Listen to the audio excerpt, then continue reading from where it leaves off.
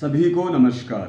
हमारे भारत के विभिन्न क्षेत्रों में जो प्राकृतिक आपदाएं आ रही हैं, जैसे उत्तराखंड में आई, उसके बाद हिमाचल में जो चल रही हैं और जम्मू कश्मीर में या विभिन्न क्षेत्रों में, पर्वतीय क्षेत्रों में और मैदानी इलाकों में जो प्राकृतिक आपदाएं चल रही हैं, उन सब को देखते हुए मन में यही ख्याल आता है कि आज एटम, एआई, फ़ोन और परमाणु के ज़माने में, एटम बम के ज़माने में क्या हम इतने लाचार हैं कि हम इन प्राकृतिक आपदाओं का सामना नहीं कर पा रहे? क्या हमारे पूर्वज जो थे, उस समय ये प्राकृतिक आपदाएं क्यों नहीं आती थी?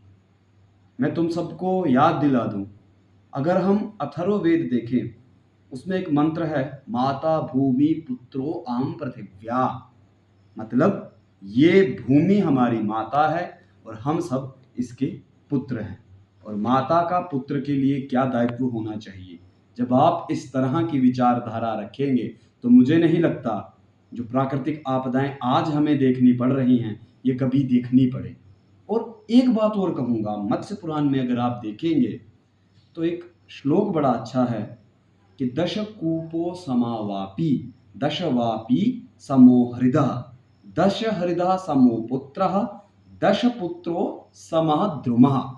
मतलब 10 कुओं के बराबर एक बावली, 10 बावलियों के बराबर एक तालाब, 10 तालाबों के बराबर एक पुत्र और 10 पुत्रों के समान एक वृक्ष।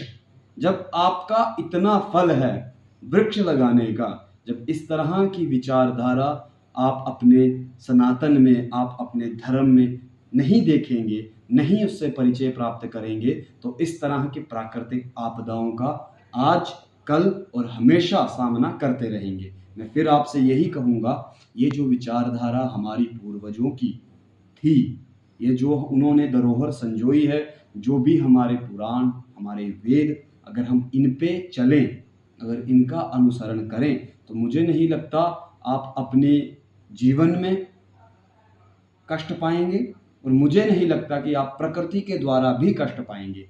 तीनों दुखों की जो निवृत्ति है, आध्यात्मिक, आदि दैविक और आदि भौतिक, ये हमारे वेदों में, हमारे सनातन में ही संभव है और किसी भी धर्म में इस तरह की बात नहीं है।